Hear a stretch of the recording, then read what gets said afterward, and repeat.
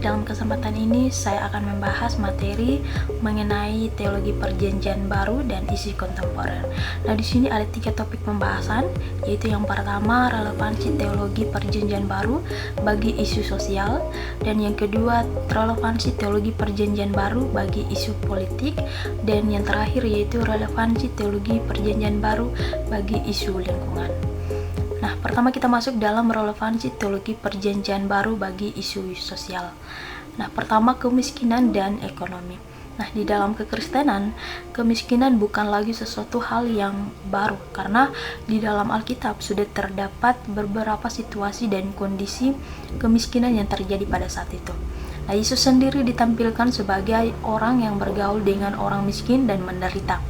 Yesus Kristus melalui misinya, yaitu dalam Lukas 4 ayatnya yang ke-18 hingga ayatnya yang ke-19, dan pengajarannya seperti perumpamaan orang Samaria yang baik hati dalam Lukas 10 ayatnya yang ke-25 hingga ayatnya yang ke-37. Nah, adapun isu sosial ekonomi yang terjadi antara wilayah perkotaan dan pedesaan serta ketidakadilan dalam akses terhadap pendidikan dan layanan kesehatan. Nah, ini menjadi tantangan besar dalam penerapan sosial. Nah, Alkitab lah yang memberikan gambaran yang jelas mengenai pentingnya memperhatikan orang miskin dan mereka yang tertindas. Nah, kedua yaitu diskriminasi sistematik. Nah, dalam hal ini diskriminasi berbasis etnis, agama, atau gender seringkali terjadi baik secara eksplisit maupun implisit. Nah, misalnya kelompok minoritas agama sering menghadapi hambatan dalam menjalankan ibadah atau mengakses hak-hak dasar. Nah, diskriminasi berbasis etnis, agama, atau gender ini baik secara eksplisit maupun implisit ini menjadi isu-isu dalam kehidupan sosial sejati. Nah, Alkitab mengajarkan bahwa dalam Kristus tidak ada perbedaan antara bangsa, ras, atau status sosial, karena semua umat manusia setara di hadapan Allah. Yang ketiga yaitu prinsip teologis keadilan sosial. Nah, keadilan sosial yang diajarkan dalam Alkitab tidak hanya relevan dalam konteks individu, tetapi juga dalam membangun masyarakat yang adil. Nah, di mana setiap orang dihargai dan diberikan hak yang sama. Yesus sendiri ditampilkan sebagai orang yang bergaul dengan orang yang miskin dan menderita.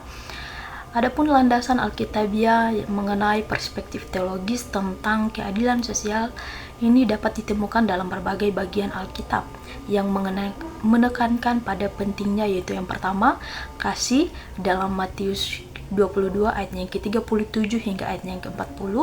Yang kedua yaitu pengampunan dalam Efesus 4 ayat 32, dan ketiga yaitu perdamaian dan keadilan dalam Matius 5 ayatnya yang ke-9 dan Yesaya 1 ayatnya yang ke-17.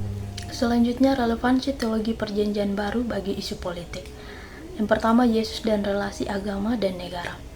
Yesus tidak bergabung dengan partai-partai politik yang ada pada zamannya, tetapi ia punya sikap politik yang jelas. Nah, saat ditanya tentang pajak, Yesus menjawab, "Berikanlah kepada Kaisar apa yang wajib kamu berikan kepada Allah." Dalam Matius 22 ayat yang ke-21. Nah, jawaban ini menunjukkan bahwa setiap orang punya 2 tanggung jawab, yaitu kepada pemerintah dan kepada Allah. Yesus menegaskan bahwa negara dan agama adalah 2 hal yang berbeda. Masing-masing punya peran sendiri. Negara tidak boleh menguasai agama, dan agama juga tidak boleh memaksakan diri menjadi pemerintah. Kedua, Paulus dan pemerintah.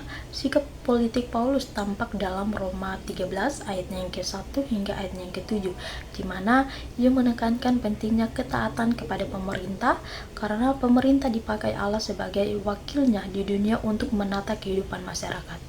Nah, Paulus menegaskan bahwa sikap takluk kepada pemerintah adalah tindakan sadar yang lahir dari hati nurani, bukan paksaan. Ketiga yaitu korupsi dan penyalahgunaan kekuasaan. Nah, praktek korupsi bahkan membawa manusia pada kasus penjualan, penghinaan, dan berujung pada tindakan pembunuhan. Nah, misalnya kisah penjualan Yesus oleh Yudas kepada para imam kepala adalah menjadi salah satu contoh konkretnya, yaitu dalam Matius 26 ayatnya yang ke-14 hingga ayatnya yang ke-16. Nah, selain kisah Yudas, ada juga praktek korupsi yang sering dilakukan di Israel di bawah pengaruh kekuasaan pemerintah Roma. Nah, hal itu dapat ditemukan dalam kisah hidup Sakeus, pemungut cukai, dalam Lukas 19 ayat yang pertama hingga ayat yang ke-10. Di mana Sakeus adalah seorang pemungut cukai yang kaya raya di kota Yeriko. Dia adalah orang kepercayaan Kaisar Romawi, yang dimana ia bertugas untuk memeras atau menangani pajak terhadap orang-orang miskin Yahudi dan mengirimkannya kepada Kaisar yang hidup mewah di Roma.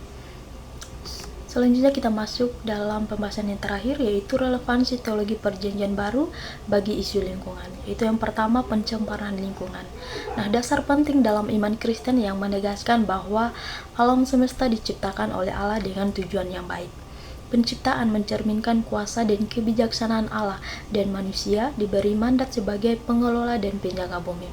Nah, adapun kerusakan lingkungan seperti pencemaran dan eksploitasi berlebihan, nah ini merupakan pelanggaran terhadap kehendak Allah serta bentuk ketidakadilan ekologis yang bertentangan dengan kasih terhadap ciptaan. Yang kedua yaitu pemanasan global. Nah, dalam teologi perjanjian baru, manusia dipanggil untuk menjadi pengelola yang bijaksana atas bumi dan segala isinya. Ajaran ini menggarisbawahi bahwa pentingnya menjaga keseimbangan ekosistem dan melindungi lingkungan dari eksploitasi yang merusak. Nah, isu kerusakan ekosistem dan krisis lingkungan hidup saat ini menjadi tantangan global yang mendesak untuk mendapatkan perhatian serius dari berbagai disiplin ilmu, termasuk teologi. Nah, sekian pembahasan materi dari saya. Terima kasih.